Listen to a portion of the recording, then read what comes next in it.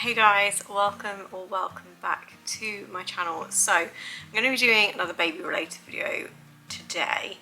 I know there's probably a lot of them that will kind of come up in the near future between them and vlogs and things, but that is purely because of the gestation that I am currently at. It's just, there's a lot of baby things going on up here. So I thought in today's video I would film what I'm going to be buying or what I have bought already for baby number 2. Now, a lot of these things are kind of looking back in hindsight. So like I say, this is baby number 2 if you are new around here.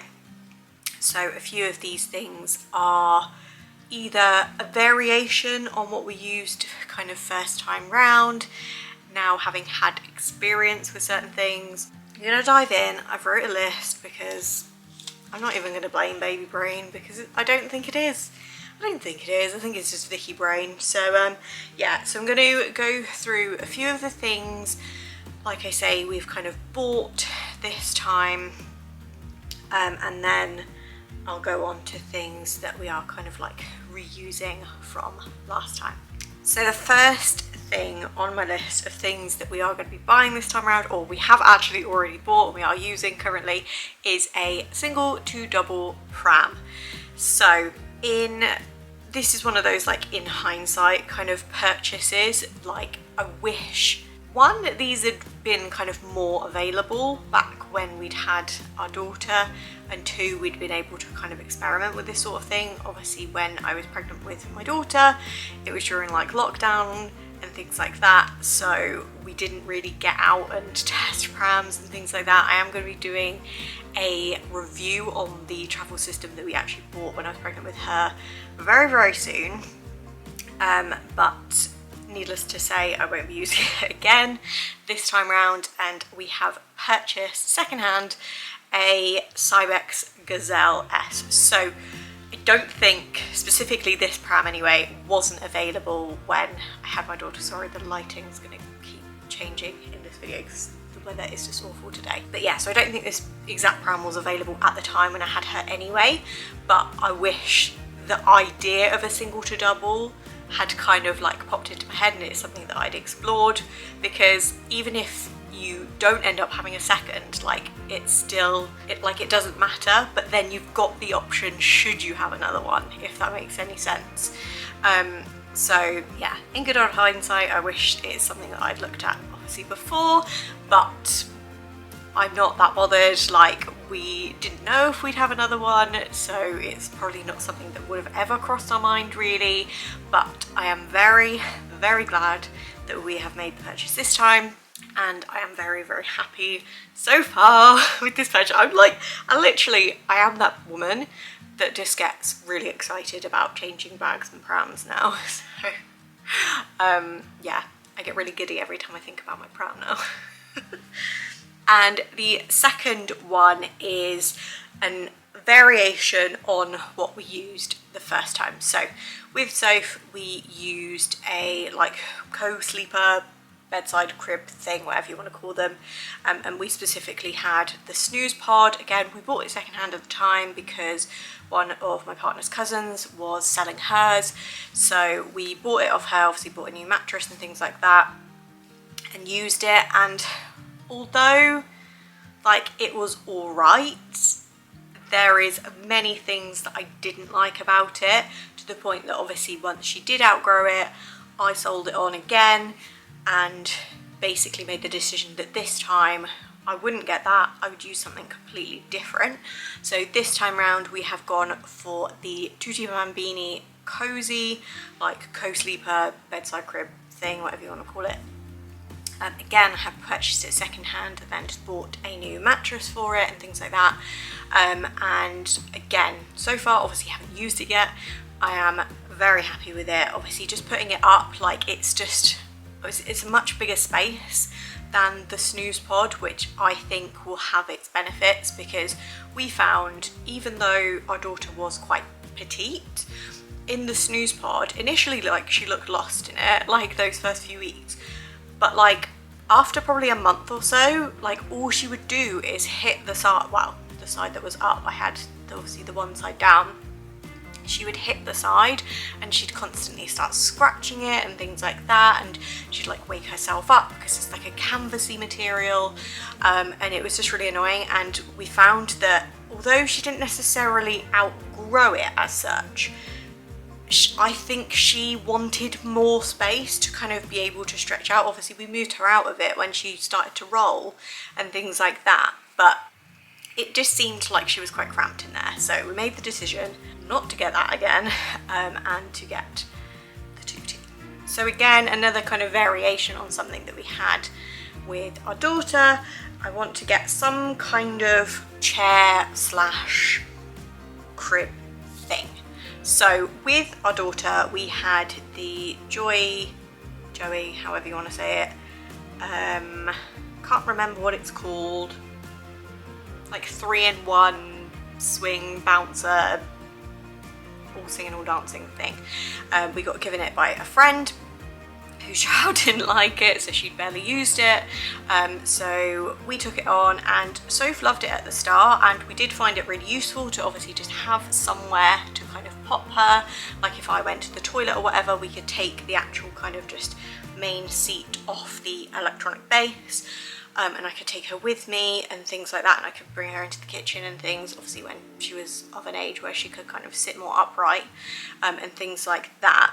But I did find that 1, it was really bulky, 2, it was really heavy just to do that little bit, and 3, it wasn't really suitable for like a newborn because it didn't lay flat, and that is not something that I necessarily kind of knew much about at the time, but obviously now I've done lots more research on various things, and that's why I've kind of looked into something that kind of does both.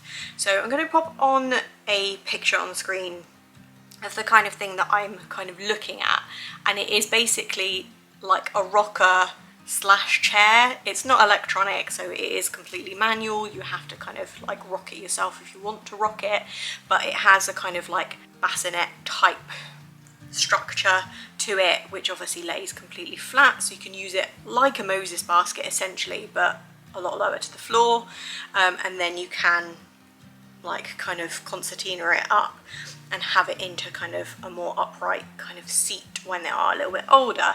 And I just think that that makes a little bit more sense. It looks a bit more kind of compact, and things like that. Obviously I don't need to make sure it's near a plug socket or anything, which is always handy. And it looks really good, like the actual kind of folded kind of thing looks really travel friendly. So I think obviously when baby's of an age that we can go and kind of visit family and things like that and can be in the car seat for longer, then it will just be really handy just to have somewhere to kind of pop him, and yeah, so that is something that I'm kind of looking into. Still don't know for sure what we're going to kind of get, if anything, but I did find that that was a useful thing to have with my daughter. Another variation on something that obviously we had first time round, and my husband will hate me if he ever sees me talking about this, and that is a changing bag. I only say that because we spent £60, I think it was, on the, is it Baba Bing? Something like that, changing bag, and I thought it was going to be great. I used it as like my baby's hospital bag and things like that, and I do still use it. I did use it kind of, well, not in the newborn days because we didn't really go anywhere because of COVID and things like that. I didn't use it a hell of a lot. I do use it now, like if we're going anywhere, because it's just what we have, but I hate it. I literally hate it with a passion. I'll do a separate video on it if you guys are interested to know why, but for that reason I want to change what bag we have. Obviously I need something that's going to be suitable for 2 young children, obviously like a toddler and a newborn. So yeah, I'm looking into various options at the moment. I recently saw one, I think it was today actually, popped up on like Instagram, that I'm kind of researching at the minute. So I will share with you what I end up going for and things like that once I do purchase that. But that is just a variation, but is something that we are going to buy like a new version of, because we didn't, well, I didn't enjoy the one that we currently have. And then the last two things that we're going to kind of buy this time round, one is something that I didn't use before. Obviously I don't know if baby's going to like it or not, hence why I'm going to look on Vinted first to see if I can get one second hand or borrow one from a friend maybe if they've got one, and that is the Love to Dream swaddle. Now I know these are so expensive, but like I said earlier with the whole crib situation, we found that like Soph's startle reflex was just mental. I mean, it still is, but she had such a strong startle reflex that I really want to just try the Love to Dream this time round. I've heard so many good reviews of it, and it just seems like such a good idea. Obviously I know that there'll be that awkward kind of period in between. I know they do a transitional one as well, but that awkward transition when they can start to roll and things, and they need obviously their hands out and to be in like a normal sleeping bag as such. It may kind of throw the whole sleep thing out the window. I mean, he may not sleep that great anyway, even with the Love to Dream, but it's just something that I want to try. I thought about when I had Soph, but I never bought one, and I was like, do you know what? It's very much one of those, like, this is going to be my last baby. This is going to be my last chance to try all these things and do all of these whatever. Even if he doesn't like it, whatever. Like, we will learn together. So yeah, that is something that I want to buy, like that I've never had before. And then something that I did have before that again I also passed on to a friend, that I didn't actually use that much. So I did buy them, but I didn't actually use them, and that was some milk collection shells. So I originally had like the Aldi dupe of the Hacker like breast pump thing to catch like letdown and stuff when I was breastfeeding Soph, and I just found it was so awkward. Obviously in those initial kind of few weeks you're not meant to use any kind of like suction anyway, because you don't want to like increase your supply and things like that, like cause an oversupply should I say. But I just found it so awkward. Like I couldn't use it if we had like people round or whatever. I couldn't just put it on the opposite side to what she was feeding on, because then I had like full on other boob and nipple out, and it was a bit like I'm not ashamed of like flashing a bit of nip, like, you know, you gotta do what you gotta do kind of thing. If, you know, you're getting a boob out to get them latched on, like, I don't care. But having it full on show, dripping away like in front of people, it's just no, it was just awkward. I didn't use it obviously for that reason when people were around, and then the few times I did start using it like on a more regular basis, like Soph would start kicking it off, and it was just annoying because the amount of times I cried over spilled milk, it was ridiculous. So yeah, it's the reason why I bought the milk collection shells, and then I just didn't use them that much before passing them on to a friend. So I am going to buy some again this time to use. I bought the Medela ones last time, so I'm not sure if I'll use a different kind of one. I know Hacker do like a kind of in-bra silicone pump type thing, and again a friend of mine did have that and she lent it to me to see what I thought, and I didn't really get on with it very well at all. But yeah, I'm going to look at something, maybe the LV Curve, or I don't know what yet, but some kind of collection shell, because you don't want to lose any of those drops of liquid gold. And then on to things that I will reuse / repurchase if they are things I got rid of. So that last thing should have been in this one, so the milk collection shells.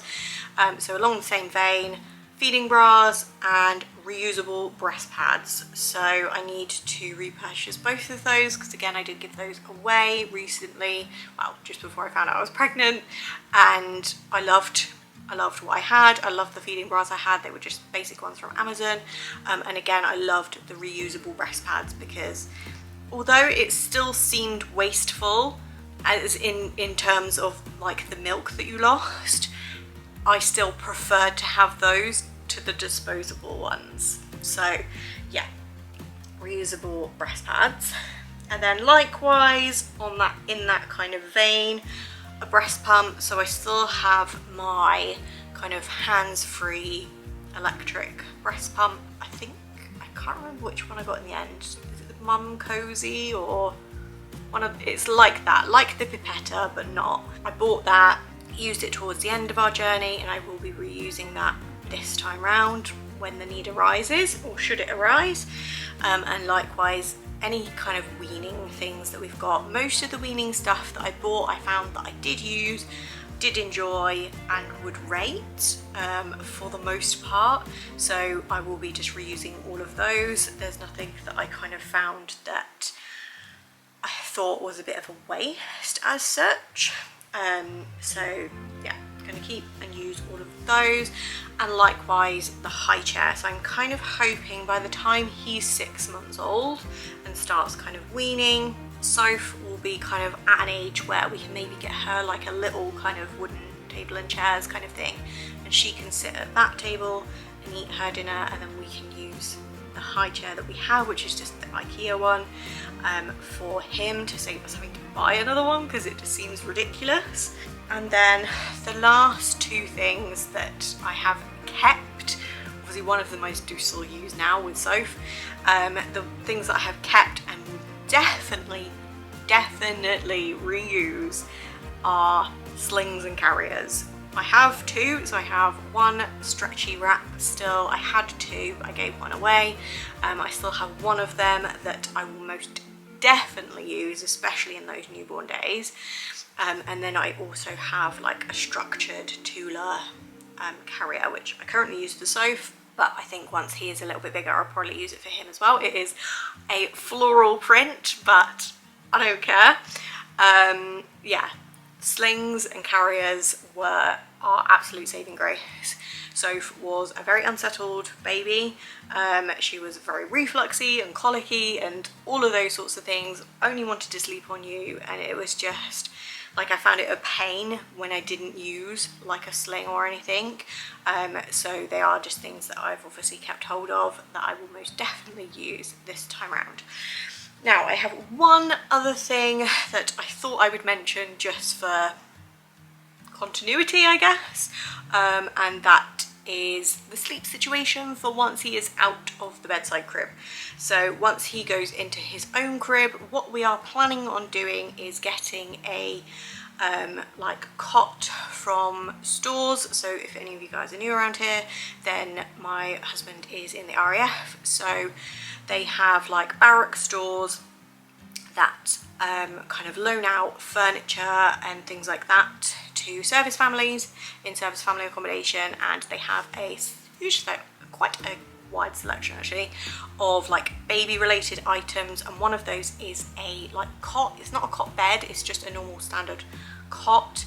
I believe most, if not all, of the baby items are brand new as well, and most definitely the mattress is on the cot. So what I'm planning on doing is having that like for the initial kind of part of his life until he needs like the side taken off, by which point I think that Soph would have outgrown her cot bed. He can use that as the toddler bed, and then she'll go into another bigger bed. It just saves us having to buy a whole new cot and then getting rid of it afterwards, and things like that. If we just get obviously the one from stores, I just figure it makes a little bit more sense. So that concludes this video. I hope you have found it helpful. Sorry if it has been a little bit rambly. I'm just trying to get it in there just in case there's anything that other people, because I know there's quite a few people that follow me that are pregnant also, that maybe there are things you haven't thought of, or maybe there's something that you agree on.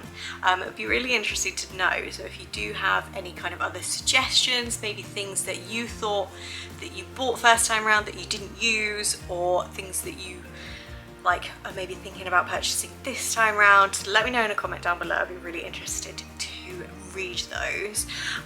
But yeah, for now I'm going to love you and leave you. Give this video a thumbs up if you enjoyed it, subscribe if you haven't already, and I will see you all very soon. Bye guys.